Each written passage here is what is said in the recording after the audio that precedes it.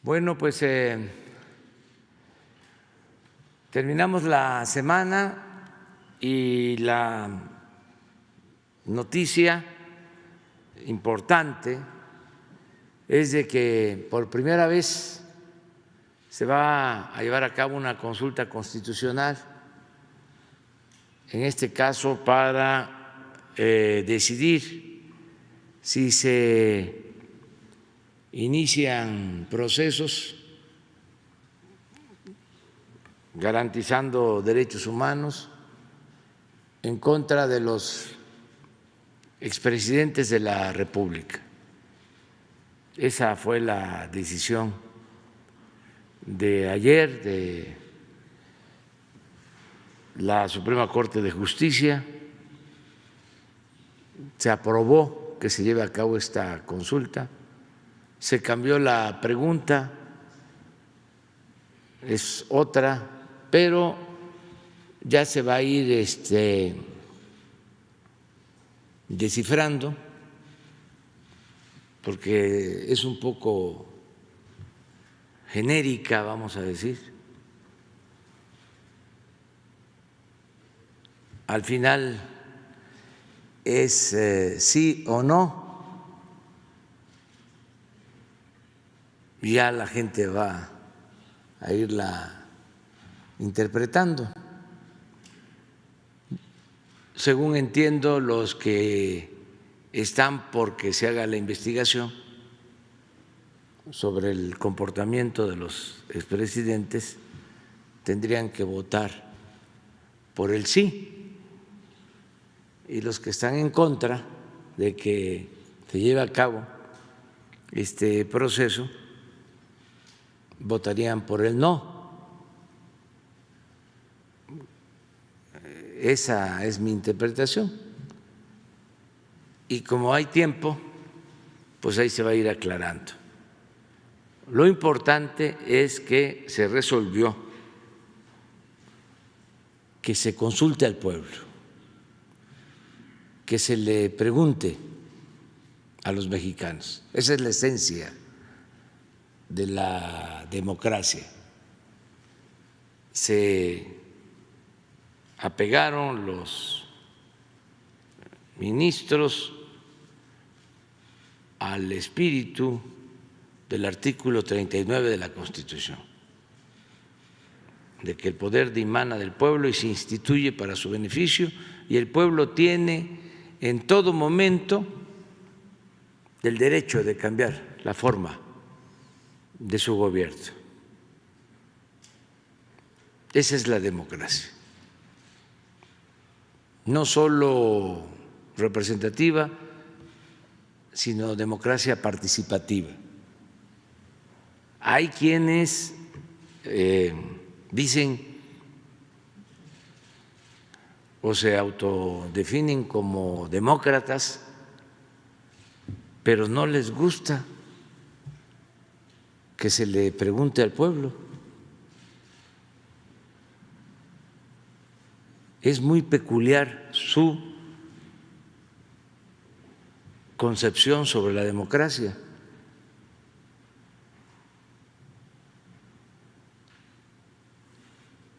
Es Kratos sin demos, poder sin pueblo.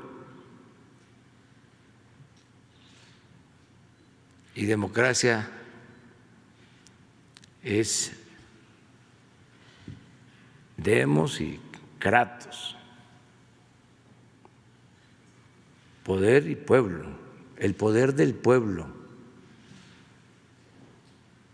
A lo mejor esa es la concepción de la llamada democracia sin adjetivos. Es puro poder sin pueblo. Por eso es muy importante lo que se decidió, que se le pregunte a los mexicanos sobre este asunto. Están muy enojados los intelectuales orgánicos, pero entonces, ¿en qué quedamos? ¿somos demócratas o no?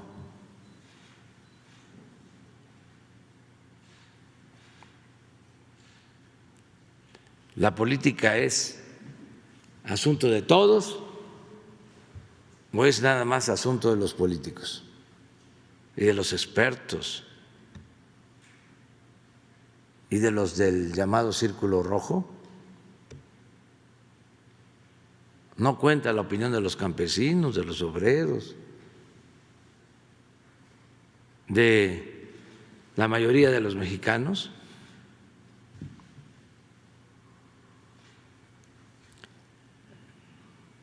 Yo creo que fue un avance importantísimo lo de ayer. Esa es mi reflexión. Y también que nadie se preocupe más de la cuenta. Nuestro pueblo es inteligente, es un pueblo sabio, es un pueblo que sabe tomar decisiones.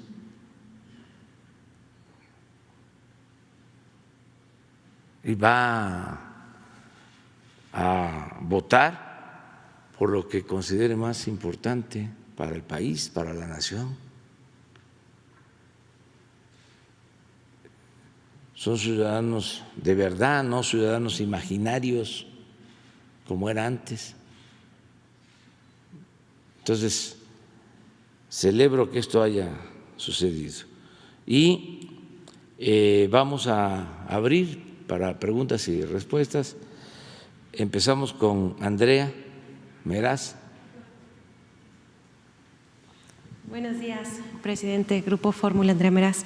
¿Se siente satisfecho o no con el cambio que hizo la Suprema Corte respecto a la pregunta?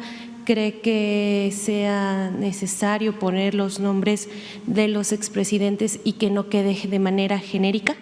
Sería mi primera pregunta, por favor. Pues es lo que estoy planteando. La esencia es que se aprobó el que se pueda llevar a cabo la consulta. Sobre la pregunta, a ver si la ponemos, es así muy genérica, yo no diría abstracta porque ya sería mucho, pero sí poco clara.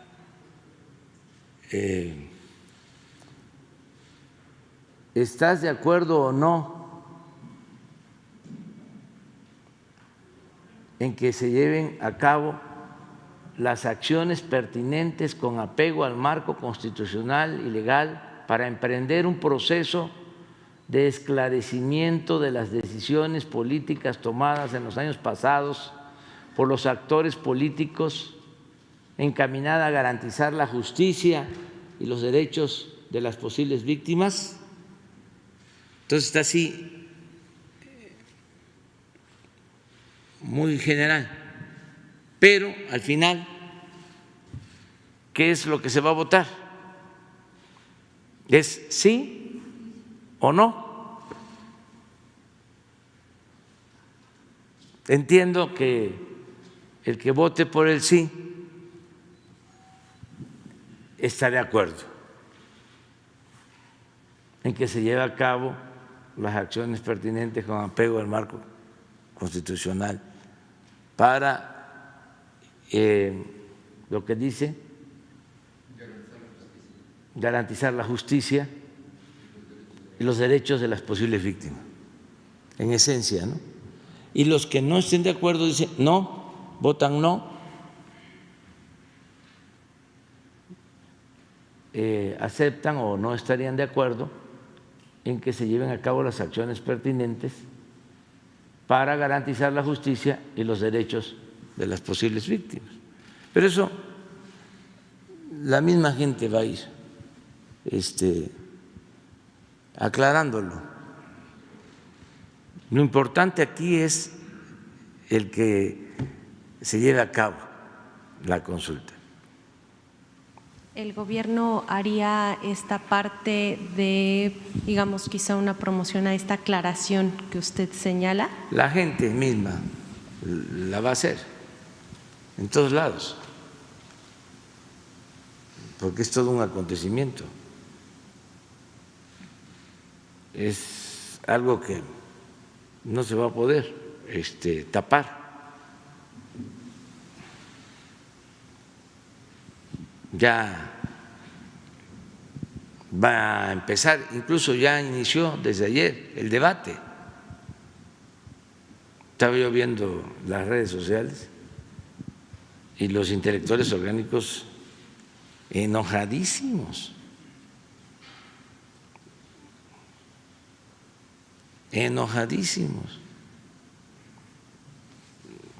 y otros a favor.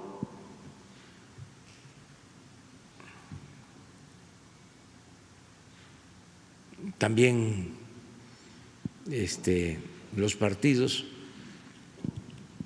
el PAN, el PRD, los otros partidos, hablando de que presioné a la Corte.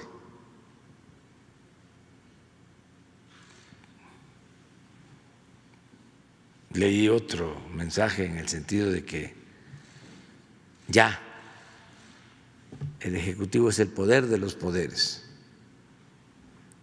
Una exageración. Pero es parte de lo mismo, ¿no? Muy bien. Otro tema, este fin de semana va de gira por Chihuahua. Quisiera preguntarle si se va a reunir con el gobernador y si es así, qué puntos va a tocar en esta reunión. Si Nada más voy a inaugurar unas obras del gobierno federal en Juárez.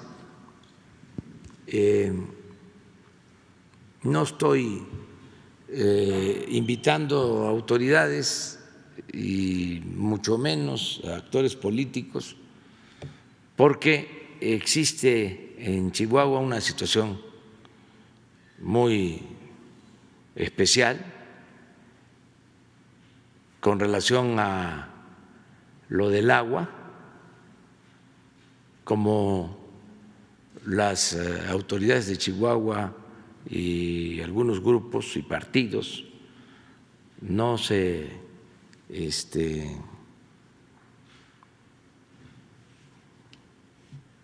no decidieron apoyar para cumplir el convenio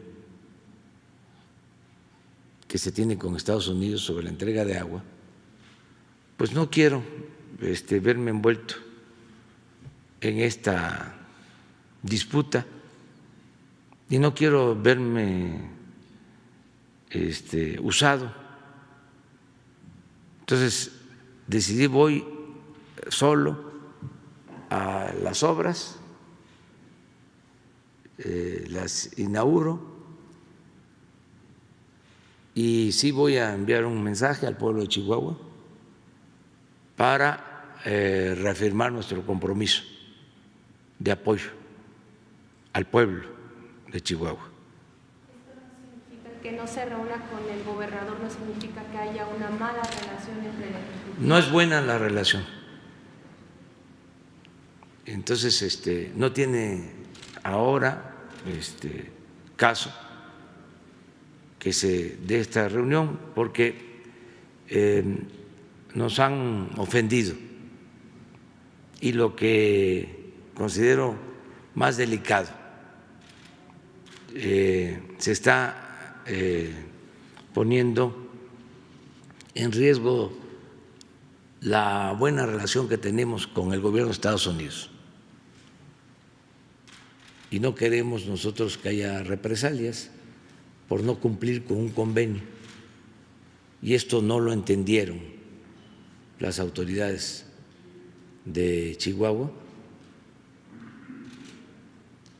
y se puso por delante el interés partidista,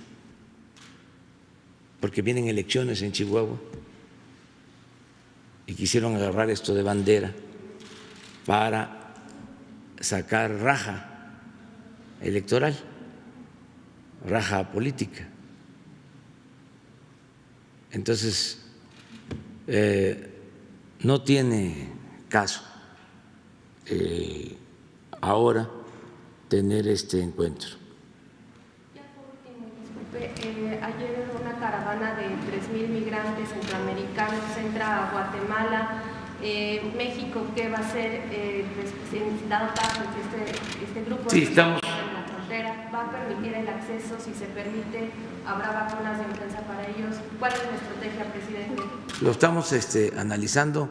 Les quiero decir también con toda la sinceridad que nos caracteriza, hablando con franqueza, que nos parece muy raro, es muy extraño el que salga esta caravana en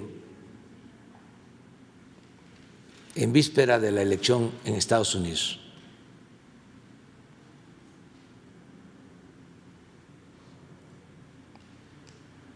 Es mucha casualidad. ¿Y cómo es que en Honduras,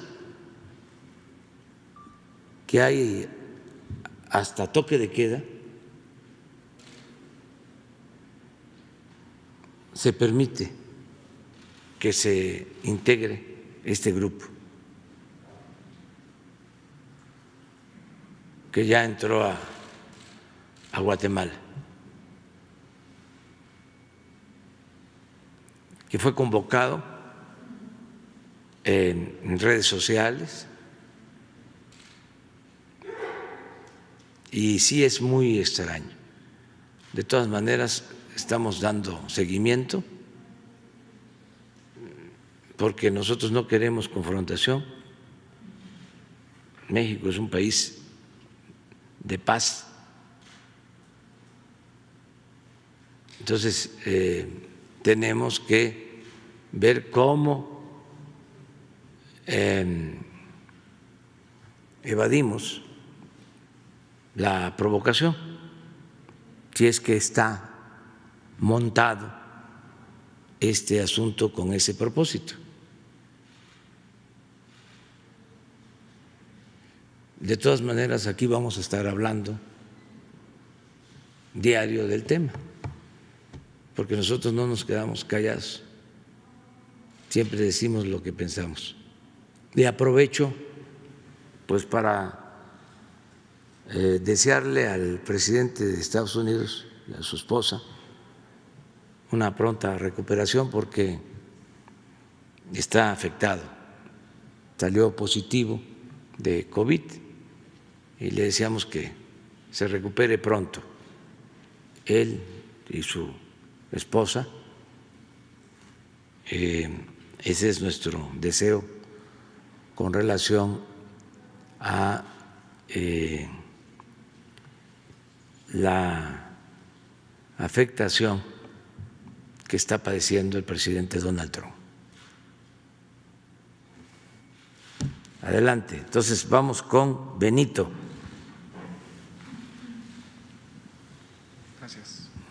Gracias, presidente. Buenos días. Sobre este tema de los migrantes, si considera usted es un reto, un desafío a su administración, y si esto no abre un canal de discusión con el tema de Estados Unidos, que está en vísperas de la elección. Sí, es un asunto que yo creo tiene que ver con la elección en Estados Unidos. No tengo todos los elementos, pero hay indicios de que esto se armó con ese propósito. No sé en beneficio de quién. Ahora sí que, como se dice coloquialmente, de parte de quién, pero no nos estamos chupando el dedo.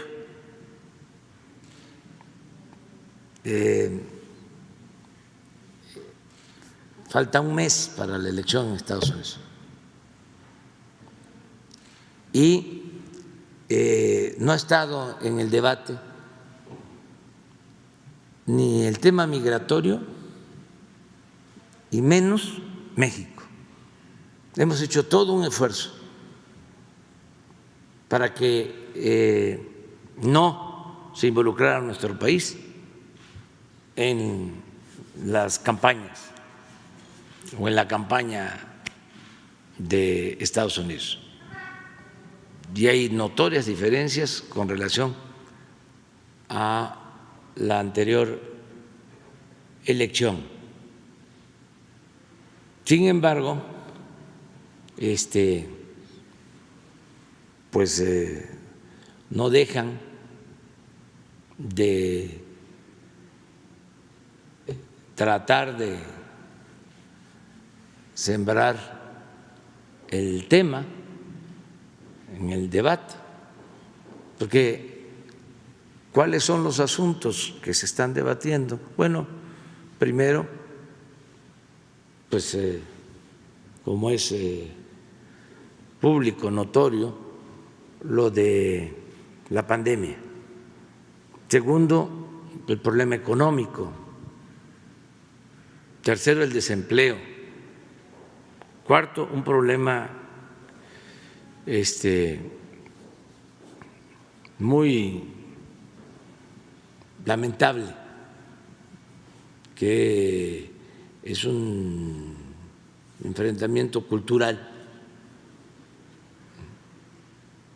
que no me gusta usar la palabra racial, pero sí es una diferencia cultural. Y luego la relación con China.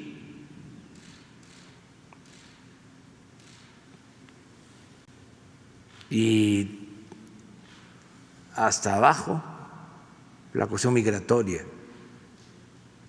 y mucho más abajo lo de México. Antes no era así. Entonces, por eso mi preocupación de lo del agua y ahora esto de la caravana. Pero si actuamos bien y como siempre, con transparencia y de buena fe, vamos a salir adelante. Gracias, presidente. Sobre no sé si se trató en el tema en el Gabinete de Seguridad del asunto de hacer reajustes en el tema de la Guardia Nacional para el tema de la toma de casetas. Ayer hubo un incidente importante en México. Es que se está atendiendo este asunto y la verdad habían grupos o hay grupos que están lucrando con el cobro en las casetas. Y ayer se enfrentaron en una caseta de Ecatepec entre dos grupos. Hoy se trató este tema y le digo a la gente y en particular a estos grupos que no podemos permitir que se lleven a cabo estos actos, que los convocamos, los exhortamos a que busquen otras opciones, otras alternativas, que se dialogue con las autoridades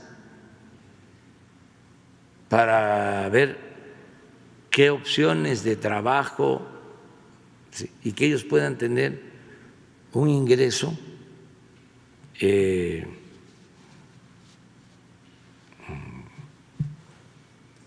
legal que les permita salir adelante con sus familias y que no se expongan a estos actos y que no le hagan caso a quienes están detrás, porque siempre hay dirigentes que los malencaminan, los sonsacan,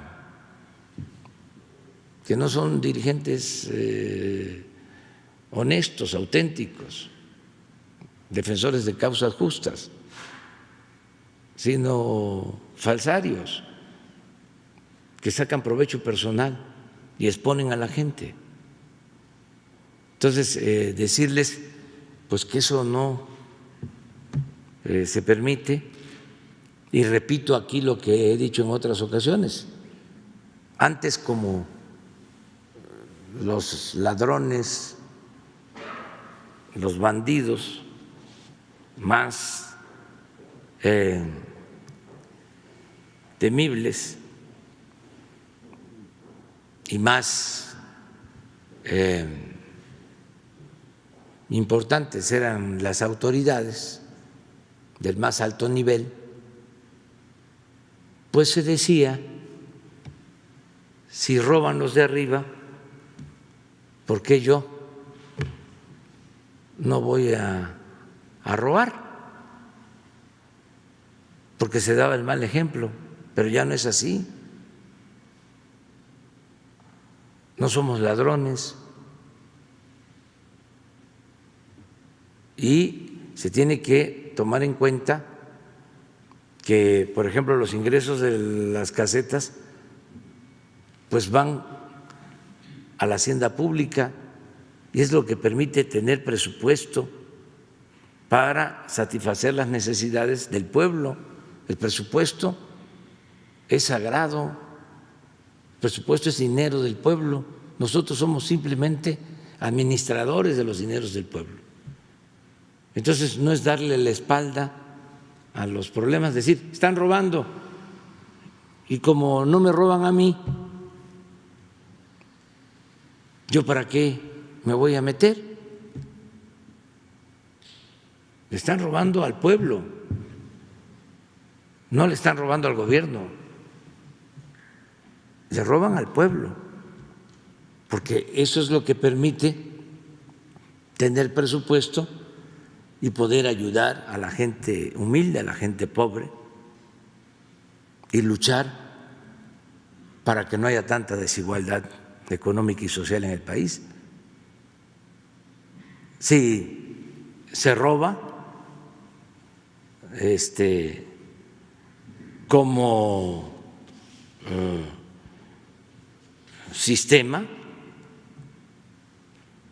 pues ¿quién pierde? El pueblo, la mayoría, la gente más humilde. ¿Cuál es el problema de México? Siempre lo hemos dicho. ¿Cuál era el principal problema? La corrupción.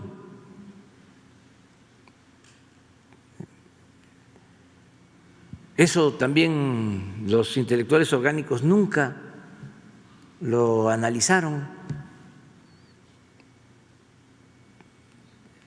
Antes nos enseñaban en la escuela, aquí lo he dicho, de que si se acumulaba riqueza en unas cuantas manos, era porque se explotaba al trabajador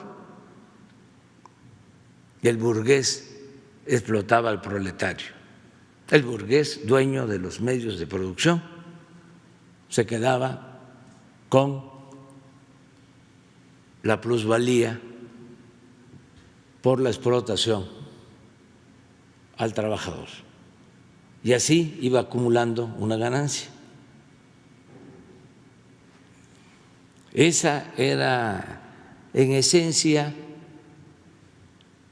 en síntesis, la concepción de cómo se acumulaba el capital en unas cuantas manos, de cómo se hacían las grandes fortunas, de cómo se creaba la riqueza.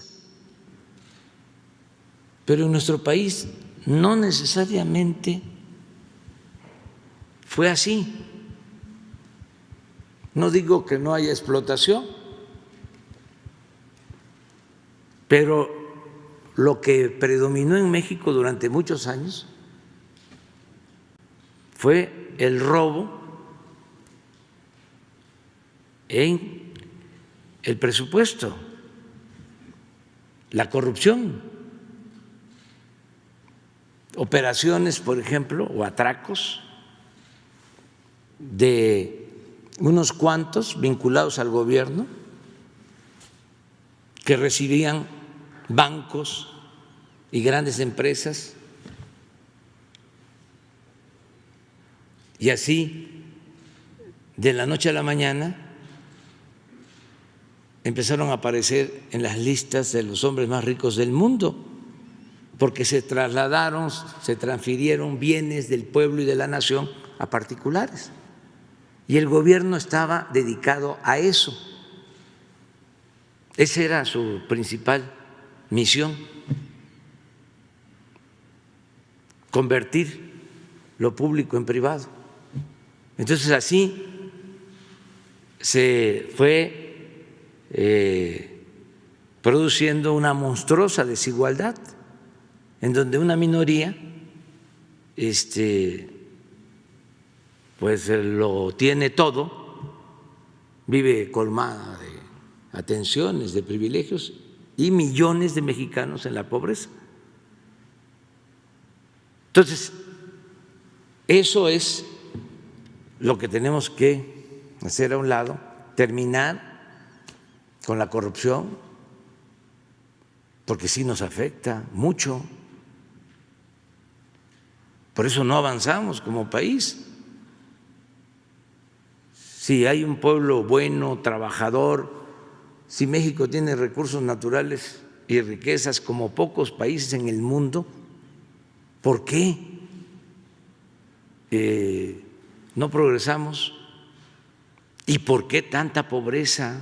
¿Y por qué tanta marginación? Por el mal gobierno y por la corrupción imperante. Entonces eso no alcanzan,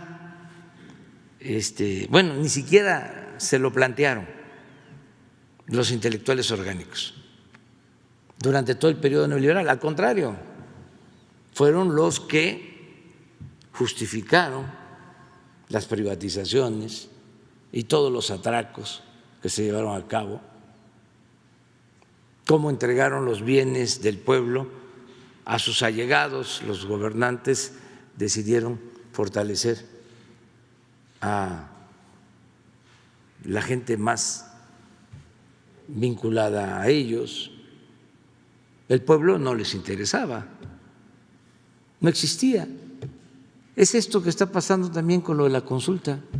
Imagínense para un abogado conservador que no alcanza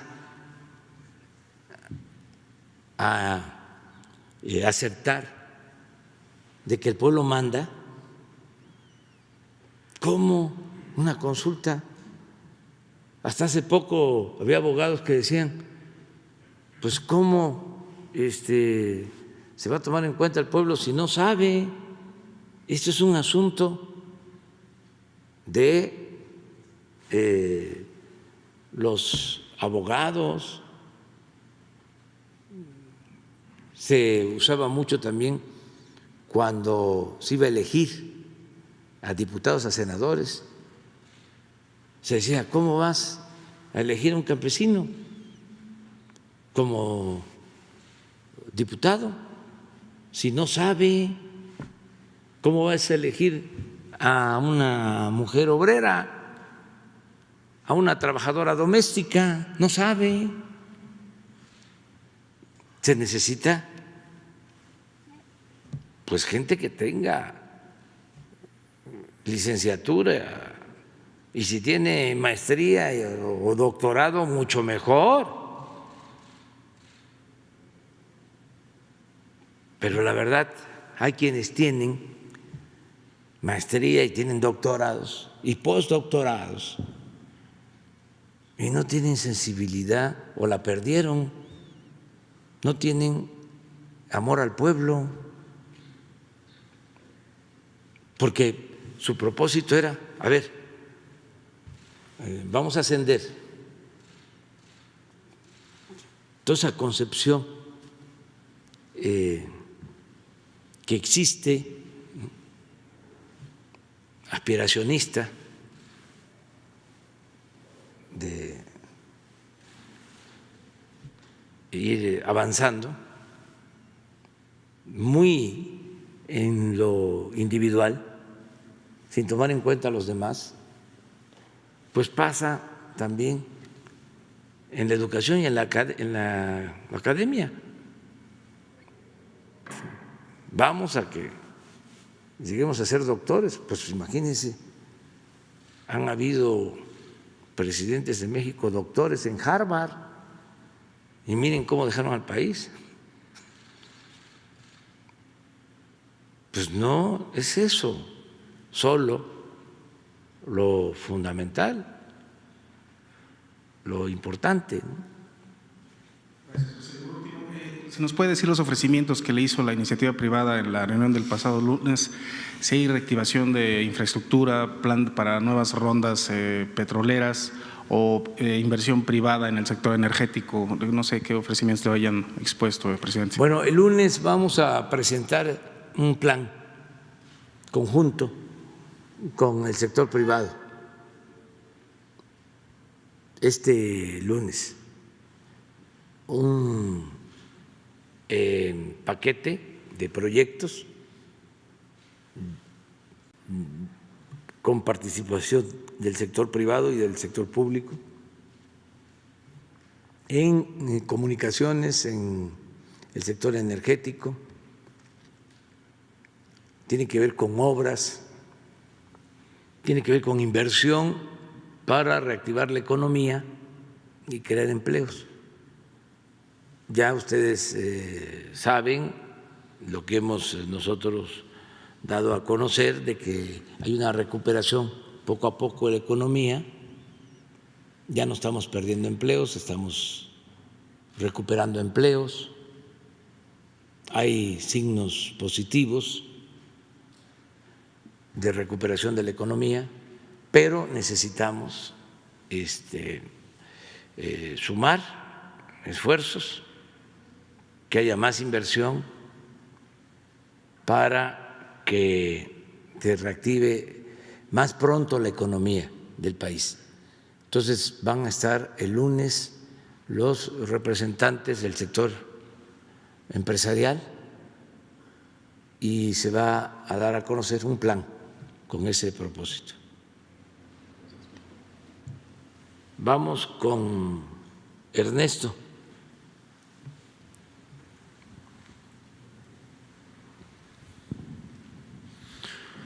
Gracias, presidente. Ernesto Ledesma, de Rompeviento TV. El primer tema que quisiera abordar de los dos que voy a abordar esta mañana tiene que ver con la búsqueda de personas desaparecidas en el país. Y aquí básicamente voy a hacerle una serie de preguntas que entiendo que no están en las instancias que toca, así que posiblemente no las pueda responder, pero que solicitaría si estas instancias pudieran presentarse para responder algunas de estas preguntas.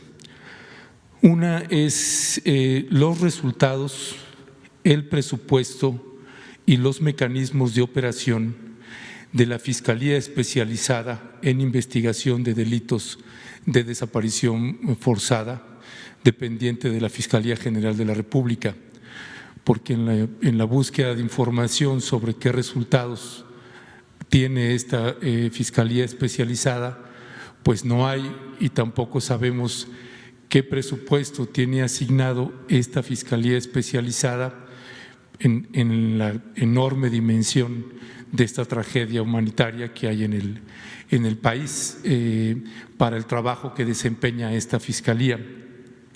Lo mismo sería en lo que toca al presupuesto y mecanismos de operación de la Comisión Ejecutiva de Atención a Víctimas, conocida como la CEAP, porque también tenemos información que tienen 147 o 150 denuncias o amparos por incumplimiento en lo que toca a la reparación del daño. Entonces, si pudiera esta CEAP pues explicar qué demandas tienen, qué presupuesto tienen para cubrir esas demandas y cuáles son los criterios que hay, porque entiendo que el gasto también ahí es enorme en ese sentido. No sé si es gasto, inversión o cómo se maneje ese criterio, pero nos parece importante que pudiera explicarse esta parte. Y la pregunta sobre este tema dirigida a usted sería si cuándo se creará el mecanismo internacional contra la impunidad. Usted en el 2018, cuando era candidato en mayo, ahí en un encuentro en el Museo de Memoria y Tolerancia, pues se había comprometido a la creación, a impulsar la creación de este mecanismo internacional contra la impunidad.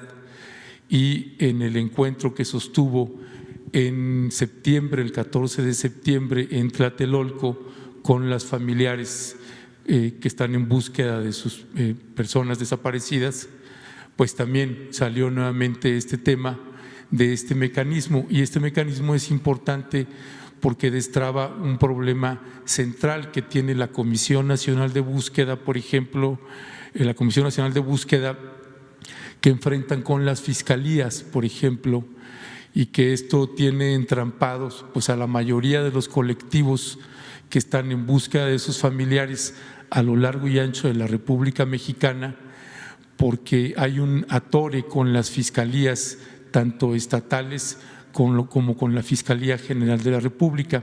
Entonces, en ese sentido, usted se había comprometido a la creación de este mecanismo internacional, porque implica esto que se pudieran traer especialistas en macrocriminalidad, parecido a lo que creó Santiago Nieto en la Unidad de Inteligencia Financiera, esto en materia financiera, pero esto en materia de macrocriminalidad nos parecería importante porque se podría destrabar un serio problema que hay en esta búsqueda. Y esa sería la primera pregunta para usted. Pues yo pienso que, como tú mismo, Ernesto, lo estás comentando, es mejor que venga Alejandro Encinas. Además, teníamos un compromiso de lo de la comisión de búsqueda o la fiscalía encargada de desaparecidos. Entonces, vamos a presentar un informe. Nada más te digo dos cosas. Una, que no hay límite presupuestal. Todo lo que tiene que ver con reparación de daños a víctimas de violencia está considerado entre los asuntos prioritarios del gobierno. O sea, aquí no es el tema de que vamos a dejar de comprar las revistas, ¿no?, de los intelectuales orgánicos. Esto no, al contrario, no se van a comprar las revistas, las suscripciones que se tenían de la revista Letras Libres y de Nexos, porque necesitamos ahorrar. ¿Sí? O no tiene que ver con el gasto de publicidad, no, ahí sí vamos a reducir, o los gastos suntuarios, superfluos de presidencia que habían antes, no, esto es justicia y para esto no hay ningún límite presupuestal, todo lo que se requiera. Les voy a poner dos casos. Uno, lo de pasta de concho. Se hizo una propuesta a los familiares para que los mineros que quedaron sepultados en la mina se quedaran ahí, se les hiciera un memorial, que no se volviera a utilizar la mina y que además se les repararan los daños a los familiares y se llevaran a cabo obras de bienestar en la comunidad. Les dijimos, esta es una opción, porque teníamos el proyecto que crearon los geólogos, que nos significa iniciar las excavaciones para encontrar los restos, cerca de 2.000 millones de pesos. Entonces, dijimos, hay estas dos posibilidades. Se hace el memorial, 400 hectáreas del terreno quedan sin ser tocadas, se toma en cuenta las indemnizaciones y lo que ya expliqué, o el rescate de los cuerpos, que nos va a significar una inversión, yo no diría gasto, ¿sí?, porque es un asunto humano, de cerca de 2.000 millones. Para la primera, y en el segundo caso, además del rescate, también la indemnización. Pero necesitamos consenso de todos. ¿Qué sucedió? Se hizo una asamblea, hubo una consulta y como de 65, creo que 15 o 20 dijeron queremos los restos. La mayoría dijo el memorial y que ahí queden sepultados, y un grupo dijo no, queremos los restos. Y vamos a empezar los trabajos. Ya voy en este mes para empezar los trabajos con los ingenieros de la Comisión Federal de Electricidad. Entonces, ahí no hay dinero, o sea, de por medio, o sea, no nos importa. Es un asunto humanitario. Dos, otro ejemplo, los que perdieron la vida o resultaron afectados por la imposición de la llamada reforma educativa, que fueron muertos, maestros encarcelados que se les quitaron sus derechos, que les inventaron delitos, los acusaron hasta de lavado de dinero. Acabo de tener una reunión con la CENTE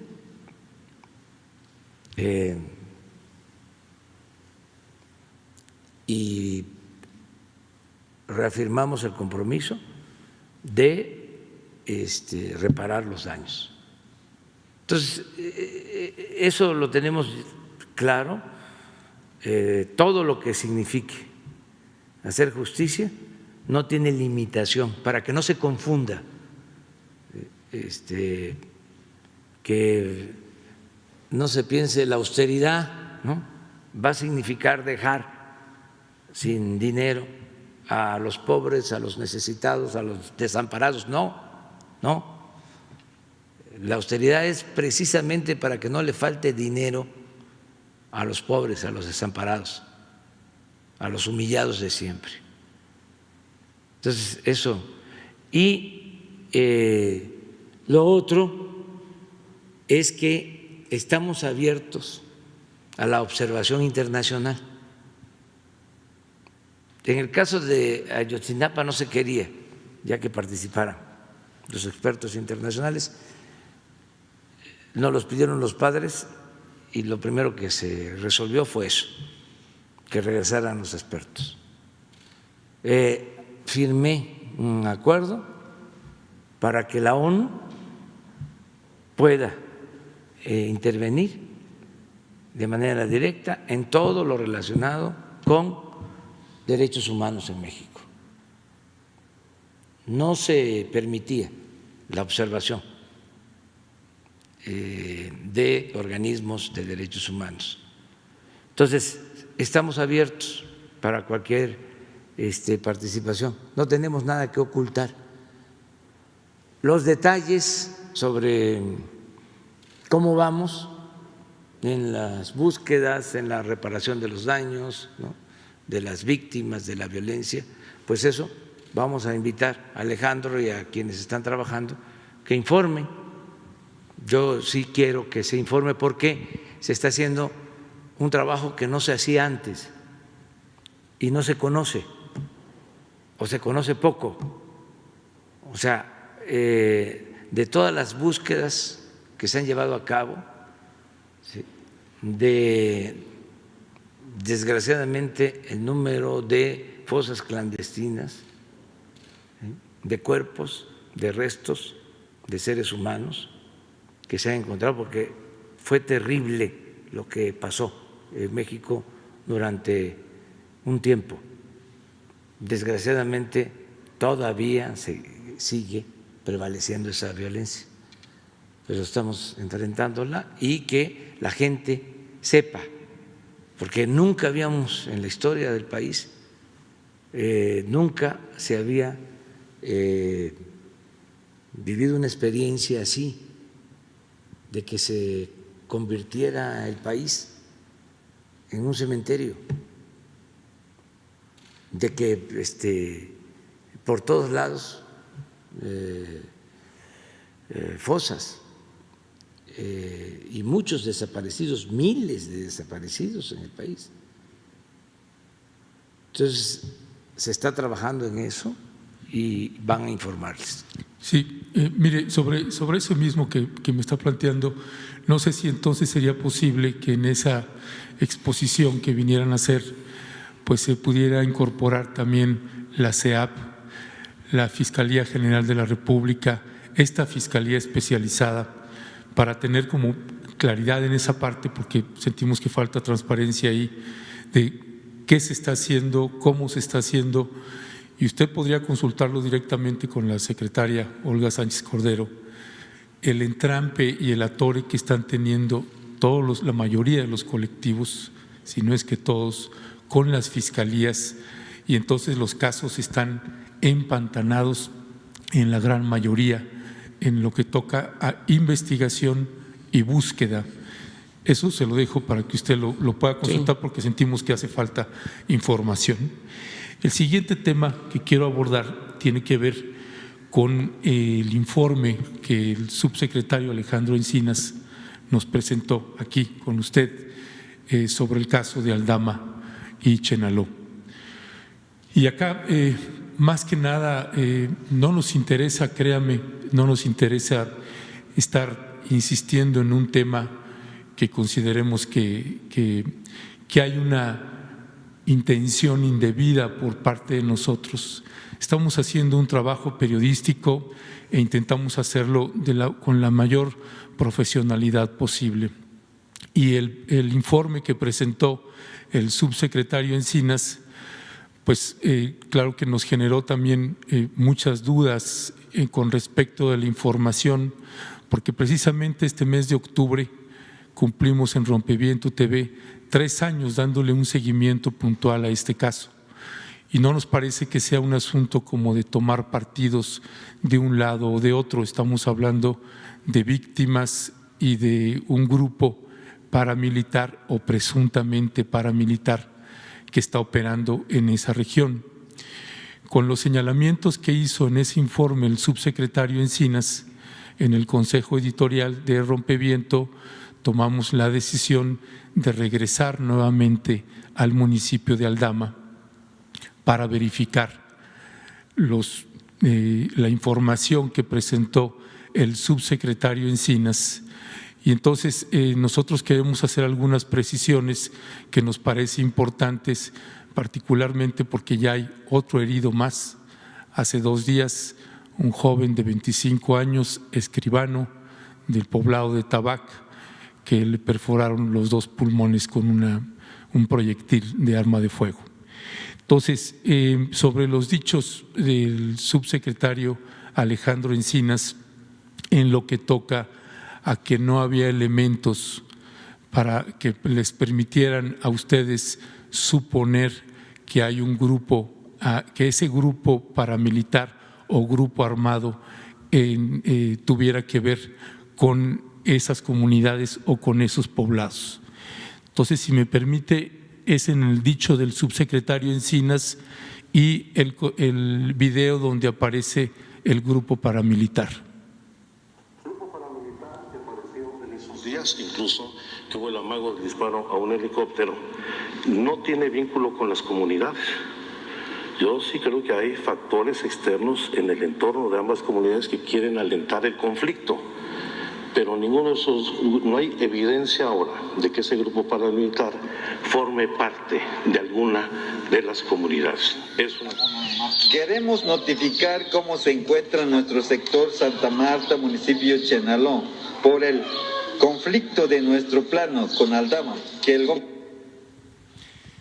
Ese es precisamente, nosotros nos generó mucha extrañeza que precisamente este grupo paramilitar o grupo armado, donde está filmado, donde se filman y presentan las armas con los rostros cubiertos, es precisamente en la cabecera de Santa Marta, donde se presentan.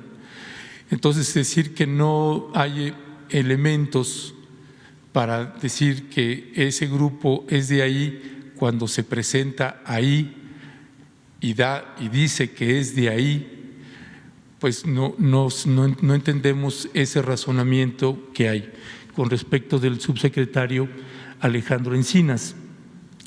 El otro elemento es que él nos parece importante precisar, porque él señaló que ese conflicto se generó cuando el municipio de Aldama impidió el agua al poblado de Santa Marta.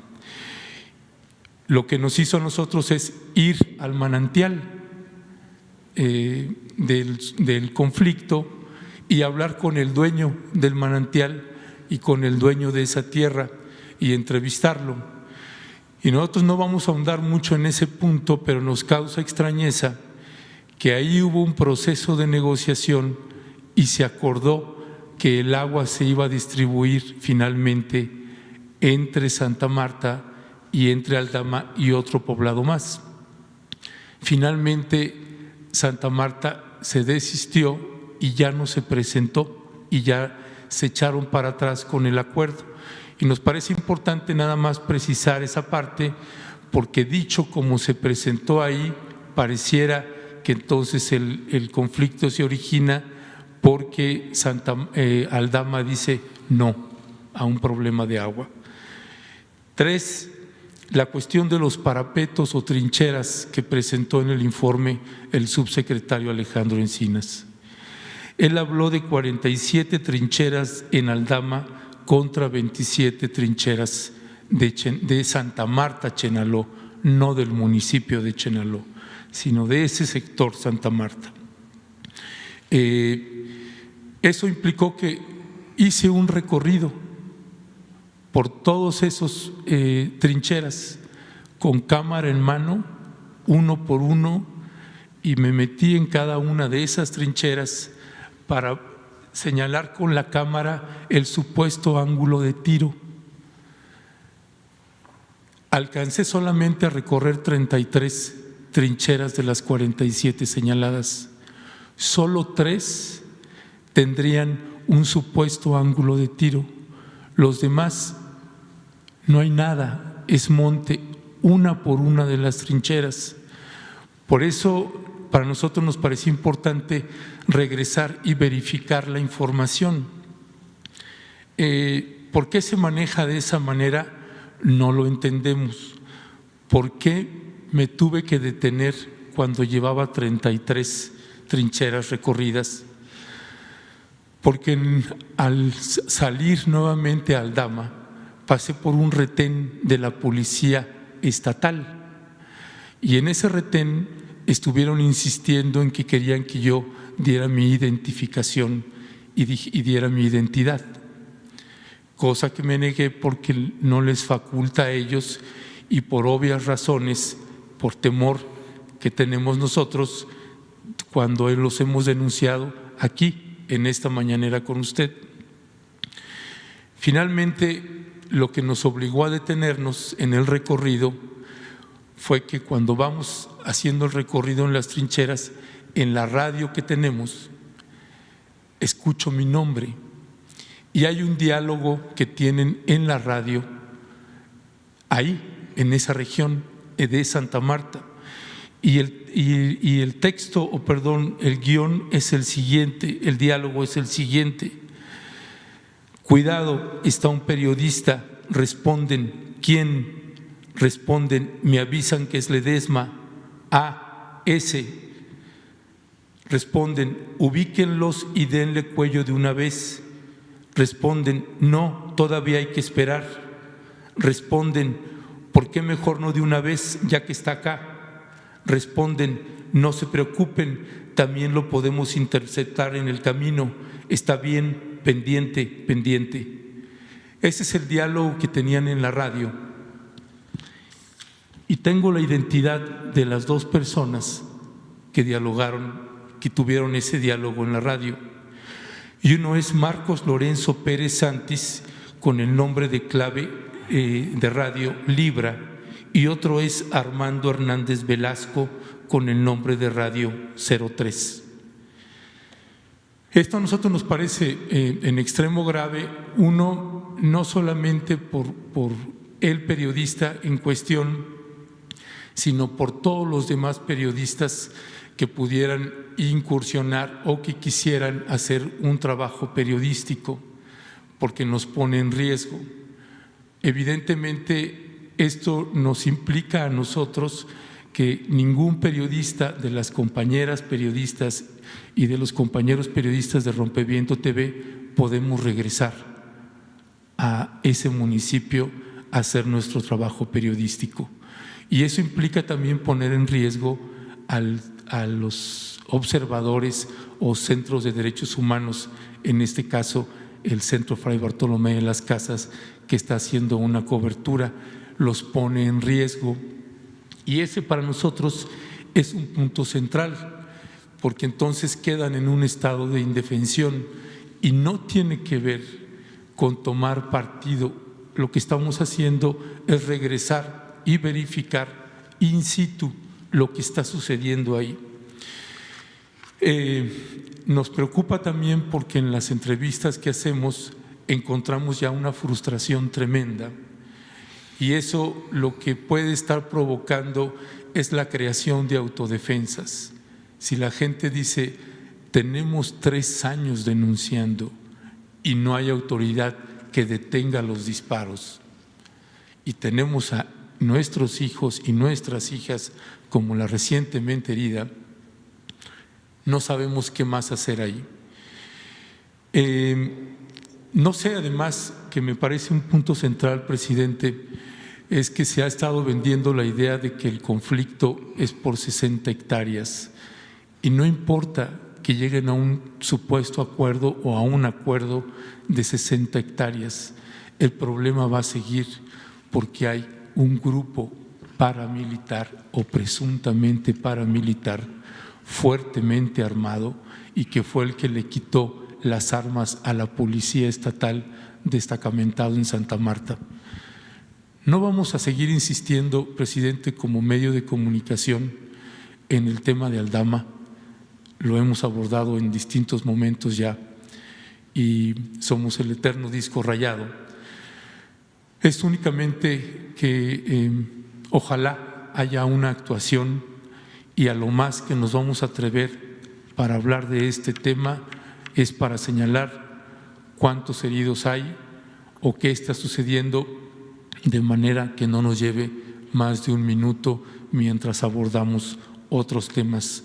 Créame, presidente, nosotros no somos sus adversarios, ni estamos buscando cómo molestar su gobierno, ni nada. Estamos viendo ahí una emergencia humanitaria importante que ojalá se le dé una atención distinta a la que se le está dando. Muy bien. Pues muy bien, Ernesto. Ya planteaste este asunto, sí nos importa mucho. Vamos a seguir nosotros participando. Vamos a atenderlo. Hoy lo tratamos en la mañana en el Gabinete de Seguridad porque hubieron detonaciones, balazos, enfrentamientos. Hoy se reportó y ya se quedó en una reunión de Alejandro Encinas con el comandante de la Guardia Nacional y se va a buscar también al gobernador de Chiapas para seguir atendiendo este asunto, y sobre esa amenaza en particular pues también se va a hacer la investigación. Es nuestra responsabilidad y tú puedes aquí las veces que lo consideres expresarte, manifestarte, y nosotros tenemos la obligación de atender las peticiones y los planteamientos de ustedes. Gracias. Bueno, pues vamos con Hans.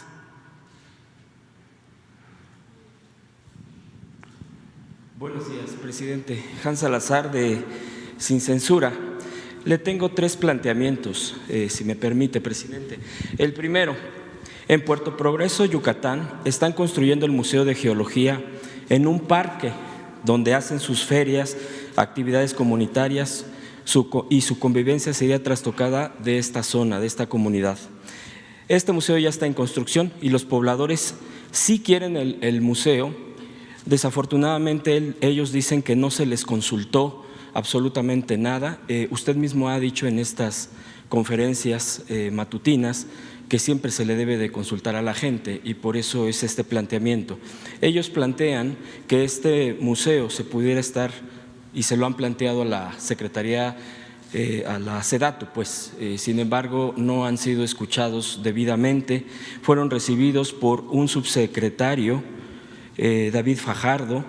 Sin embargo, les dijeron, la respuesta a ellos ha sido: o se hace o se retira la inversión. Esa fue la respuesta. Ellos lo único que quieren es ser atendidos, porque en este parque ellos afirman, pues no solamente ha sido su convivencia cotidiana de mucho tiempo, de siempre, sino que de ahí también se generan recursos, porque ahí tienen su venta, hay gente que obviamente ofrece algo al paseante, etcétera. Entonces, pues eso es lo que ellos están pidiendo. La pregunta sería si pudieran consultar, platicar con ellos, con estos pobladores de esta zona de Puerto Progreso de Yucatán, pues incluso el propio superdelegado Joaquín Díaz Mena, ellos afirman, los pobladores, está ausente, no los quieren ni recibir. Muy bien, vamos a pedirle a Román Meyer. Es una intervención que se está haciendo en Progreso, Yucatán, como en otras partes, donde se mejoran instalaciones urbanas, parques, escuelas, centros de salud, calles, todo lo que se pueda hacer para arreglar las ciudades, los pueblos. Entonces le voy a pedir a Román que vea esto. Él es muy sensible, es la primera vez que se presenta una inconformidad y ya llevamos trabajando. A eso voy a Juárez, ahí va a estar Román conmigo. Son unas intervenciones que se hicieron de ese programa en Ciudad Juárez, y acabo de estar en Reynosa y en Matamoros, y hace poco en San Luis Río Colorado, y en el Renacimiento de Oaxaca, Acapulco, y en Los Cabos, que se está trabajando y en Playa del Carmen. Entonces voy a pedirle de que intervenga. ¿No sabes si ya iniciaron? Sí, ya iniciaron. Las obras. Sí, ya, incluso estos pobladores ya se presentaron aquí afuera de Palacio, vinieron, parece que fueron atendidos por Atención Ciudadana. Vamos a ver, a revisar de Sí. la mejor forma posible, porque es con el ánimo de ayudar, es una inversión para progreso de más de 300 millones de pesos para Puerto Progreso, pero pues se está haciendo en coordinación con el gobierno del Estado y con los pobladores. Sí, incluso en este tema, presidente, su preocupación es de que sean incluidos eventualmente, si es que así se termina haciendo la obra, en espacios de venta, de consumo, porque pues es que de ahí sobreviven y más en esta época. Es otra de las peticiones que han hecho ellos. Sí, vamos a buscar la forma Bien. de ayudar. En mi segundo tema, presidente, le voy a plantear tres. El siguiente tema es, usted ha afirmado siempre que o ha procurado evitar comentar temas del partido que lo llevó al poder de Morena. Sin embargo, en este momento, pues que ya han sido dados resultados de encuestas y hay bastante inconformidad en algunos casos. Se ha llegado a acusar incluso de que hay hasta una especie de fraude por parte del manejo desde el INE. ¿Usted qué postura tiene al respecto? Finalmente lo está llevando a cabo por instrucciones del tribunal o por resoluciones del tribunal que el INE llevara a cabo esto. ¿Usted cómo ve esta situación que se está llevando a cabo en Morena? Yo no opino sobre esto. Sí creo que se tienen que poner por delante las causas que se defienden, no los intereses personales, por legítimos que sean.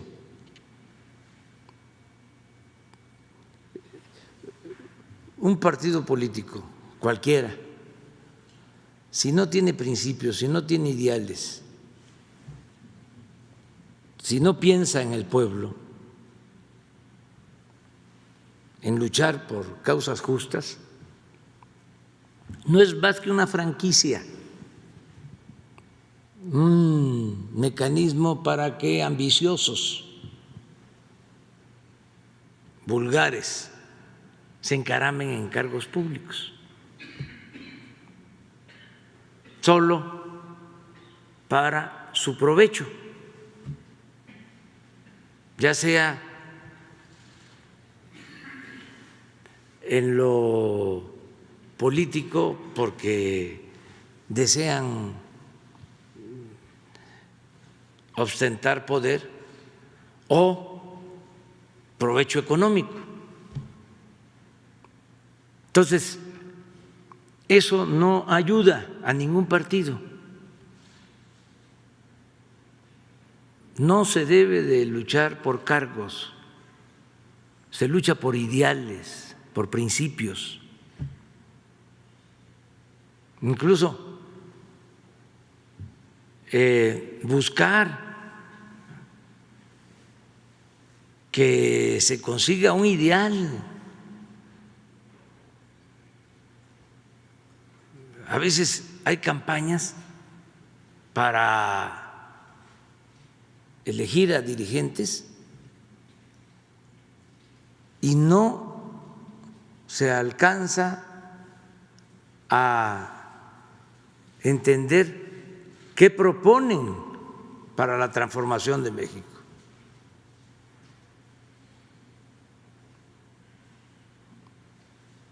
¿Qué proponen para que haya justicia, que haya igualdad, para acabar con la corrupción, para acabar con la impunidad? Que eso debe de ser lo principal. No es que yo quiero ser dirigente, porque así trasciendo en lo personal. Lo importante es pensar en los demás. Si no hay amor al prójimo, no se es buen dirigente. El individualista, el egoísta, el que le da la espalda al que sufre, no es buen dirigente ni es buen político. Es un convenenciero, un arribista, un oportunista, un falsario. Y ya basta de eso. Estamos en una etapa nueva. Afortunadamente, es la gente la que está empujando la transformación. Lo dije hace unos días, lo repito, el motor del cambio es el pueblo. Y que no se confundan los dirigentes, no debemos nosotros confundirnos. Es el pueblo el que manda, es el pueblo el que decide. Y no nos podemos desprender de eso. Eso es lo fundamental. No puede haber divorcio entre dirigentes, entre gobernantes y el pueblo, como era antes. Entonces, no es para Morena, es en general este punto de vista de que ya al carajo con el oportunismo, con la antigua forma de hacer política de que me voy a colar, entre comillas.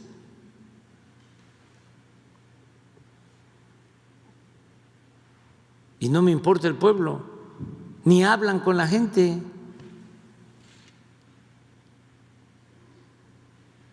No platican, no recogen los sentimientos del pueblo, porque traen todavía el esquema antiguo, el viejo molde que hay que terminar de romperlo. ¿Cuál es la práctica antigua de hacer política? Que el político se reúne con político, desayuna con político, come con político, cena con político. Y la política es como una especie de relaciones públicas. Ya no. Eso era antes. Ahora o se toma en cuenta el pueblo o no se va a lograr nada. Y yo sí llamo a los jóvenes a que no dejen de hacer política, que es un noble oficio, pero que hagan política con principios, con mística, con entrega al pueblo, con amor al pueblo, sincero, que se conmuevan ante el dolor, ante el sufrimiento, ante la humillación al pueblo.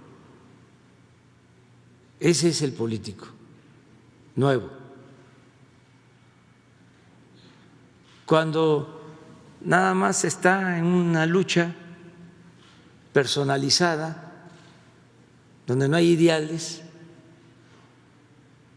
de todo es puro pragmatismo, pues nadie se interesa.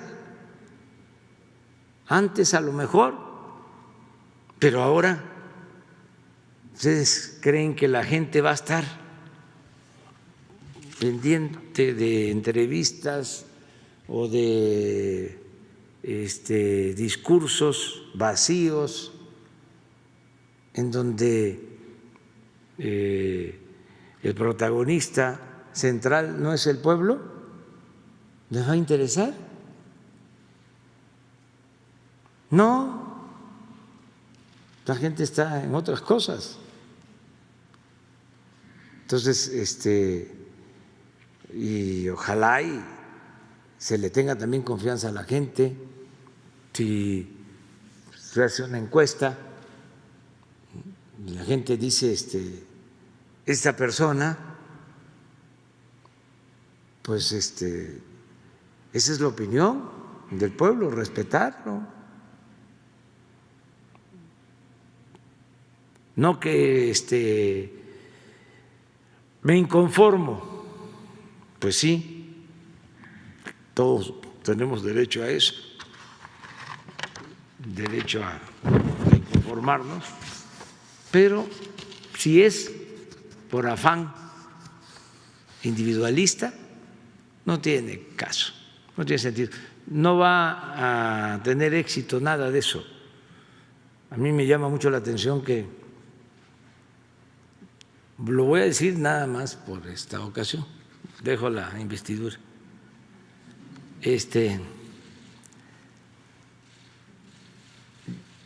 Llevan los dirigentes de Morena, ¿sí?,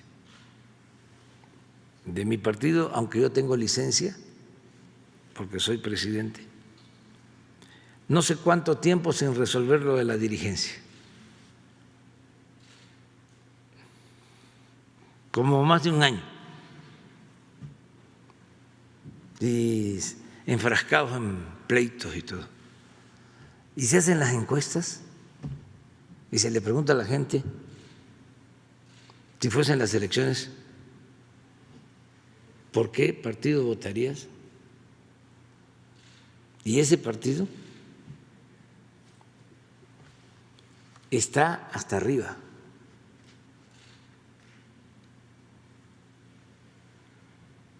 O sea, es mucho pueblo para tan pocos dirigentes.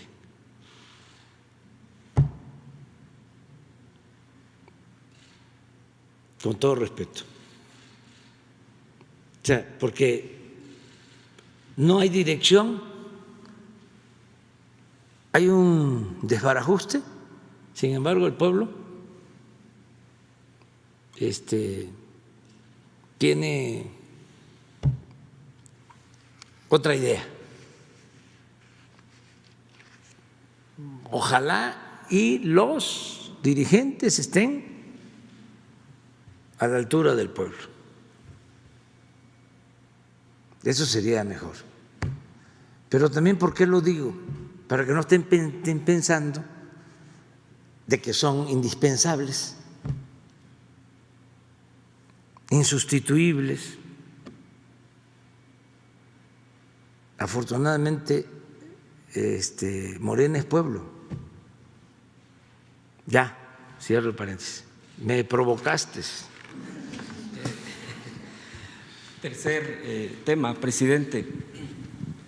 Hoy es 2 de octubre, 52 años de un hecho que marcó, por supuesto, a todo nuestro país. Y decía Rosario Castellanos, si está inscrito en la Plaza de las Tres Culturas. ¿Quiénes? Nadie. Al día siguiente nadie. La plaza amaneció barrida. Los periódicos dieron como noticia principal el estado del tiempo, y en la televisión, en el radio, en el cine no hubo ningún cambio de programa, ningún anuncio intercalado, ni un minuto de silencio en el banquete, pues prosiguió el banquete. Y hoy seguramente se escuchará 2 de octubre no se olvida en las calles. Y a propósito de eso, presidente, y por eso lo citaba, le quiero dejar un documento que han presentado, no sé si se ha presentado aquí en área de atención ciudadana, firmado por Florentino Jaimes Hernández, uno de los que sufrió precisamente de la guerra sucia en los 70, a partir precisamente del 68, y parte de lo que dice: cuánta dignidad, cuánta valentía, cuánto decoro, cuánto patriotismo concentrados en la mente de estos ciudadanos universales que tuvieron el coraje y la firme determinación de que si en su protesta ofrendaban su libertad y o su vida, bienvenidos sean en aras de la patria agradecida. Al final dice, se requiere la ayuda de usted, es lo que le piden, y además compatriotas sensibles y solidarios para lograr la justicia a favor de aquellos arrojados, de aquella generación arrojada de mexicanos que temerariamente intentaron el asalto al cielo para evitar que el pueblo mexicano sufriera la negra noche neoliberal y encaminaran a la eliminación definitiva de la explotación del hombre por el hombre, la conquista del reino de la libertad, la independencia, de nuestra soberanía y de una vida decorosa para todos los mexicanos. Gloria eterna para todos y cada uno de ellos, de los que desaparecieron. Y bueno, pues yo le voy a dejar este documento, y lo que piden, por supuesto, es también pues sean recibidos estos familiares de los desaparecidos de la guerra sucia de los 70, de este dolor que todavía continúa en este país. Presidente, sí. No sé si los pueda recibir. Esta sería la pregunta. Sí, déjame la solicitud y sí vamos a procurar recibirlos. Gracias, presidente. Sí. Bueno, me tengo que ir porque no llego. Nos vemos el lunes.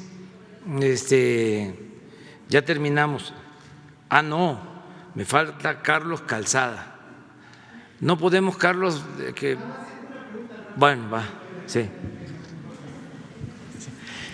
Buenos días, presidente. Carlos Calzada, Reeducación. Precisamente sobre el tema que comentaba mi compañero de Morena, pues bueno, trascendió que el pasado 1 de septiembre el consejero jurídico Julio Scherer se reunió, permítame un momento, se reunió en privado con 4 consejeros del Tribunal Electoral del Poder Judicial de la Federación, Mónica Soto, Felipe Fuentes, José Luis Vargas y Felipe de la Mesa. En esta reunión se abordó que habría que darle de continuidad a la dirigencia de Alfonso Ramírez Cuellar en Morena, y en vez de hacerse la encuesta que tendría que ser el INE. Si bien el tribunal ya resolvió que la encuesta va y está precisamente, el consejero dijo que esta era una instrucción de usted. Entonces me quisiera yo saber si realmente existió esta reunión, tuvo usted conocimiento y en todo caso si usted habría dado esta instrucción. Bueno, gracias. No me meto en estos asuntos, ¿sí?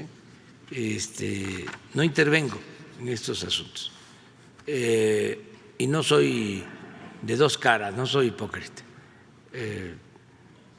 y hay que ver si es real, es cierto de que Julio se reunió con estos consejeros. Desde luego no se debe de utilizar mi nombre, ¿sí? Yo no me meto en estos asuntos, pero le tengo confianza a Julio y hay que esperar a que él aclare, como tú mismo lo sostienes, o no lo hizo o no sirvió su gestión, porque la decisión del tribunal fue que se hiciera la encuesta. Entonces, no tuvo efectos, pero de todas maneras hay que investigarlo, hay que ver de qué se trata. ¿Sí? Muy bien, nos vemos.